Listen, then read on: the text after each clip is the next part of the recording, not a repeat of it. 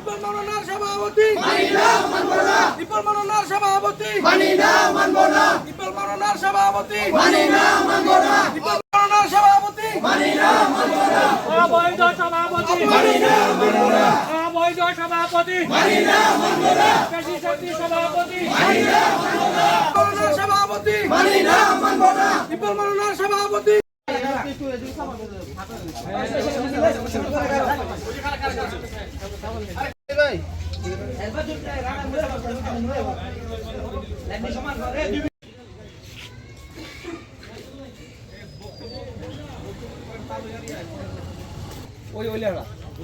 Committee নির্বাচিত সদস্যদের মতামত না নিয়ে কোনো ধরনের সভা সমিতি শক্তি দিয়ে ঢাকা থেকে তারা কমিটি বানিয়ে নিয়ে আসছে। আমরা এই কমিটি অবলম্বন করতে চাই এই কথাই।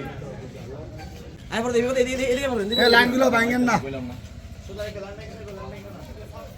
ইকবাল মাওলানার সভাপতি মানি না মানব না ইকবাল মাওলানার সভাপতি মানি না মানব না ইকবাল মাওলানার সভাপতি মানি না মানব না ইকবাল মাওলানার সভাপতি মানি না মানব না অবৈধ সভাপতি মানি না মানব না অবৈধ সভাপতি মানি না মানব না পেশিশক্তি সভাপতি মানি না মানব না মাওলানার সভাপতি মানি না মানব না ইকবাল মাওলানার সভাপতি কলতাপাড়া ফাজিল ডিগ্রি মাদ্রাসার যে নির্বাচন অনুষ্ঠিত হয়েছে এই নির্বাচনে যেই সদস্যরা অভিভাবক প্রতিনিধি শিক্ষক প্রতিনিধি নির্বাচিত সদস্য 8 জন ডোনার এবং ফাউন্ডার প্রতিষ্ঠাতা সহ যে 8 জন নির্বাচন হয়েছে এই নির্বাচিত সদস্যদের মতামত ছাড়া ডক্টর ইকবাল মাওলানা অবৈধভাবে তার ক্ষমতার অপব্যবহার করে আর্মি বিশ্ববিদ্যালয় থেকে যেই সভাপতি মনোনয়ন উনি নিয়ে আসছে এটা নির্বাচিত প্রতিনিধি এলাকাবাসী শিক্ষক ছাত্র সবাই কেউ মানতেছে না।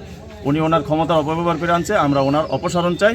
12ই মে কলতাপাড়া সিনিয়র ফাজিল ডিগ্রি মাদ্রাসার গভর্নিং বডি নির্বাচন অনুষ্ঠিত হয়েছে।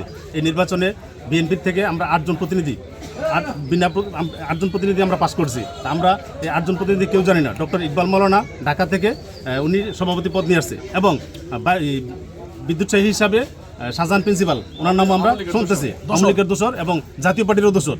উনি এই এলাকার ভিতরে উনি একজন শিক্ষিত লোক হিসাবে ভালো একটা কাজ করছে এমন কোনো লোক নাই যে বলতে পারবে। আমরা কলতাপাড়া যেই ফাজিল ডিগ্রি মাদ্রাসার এই আমরা নির্বাচিত কমিটির অনুমতি ও সভা ছাড়া কোনো ধরনের সমাবেশ ছাড়াই উনি কমিটি হয়ে আসছে সভাপতি হয়ে আসছেন। আমরা এই সভাপতি মানি না। আমরা যারা ছাত্রছাত্রী অভিভাবকবৃন্দ আমরা নির্বাচিত প্যানেল কমিটি আমরা এই সভাপতি মানি না।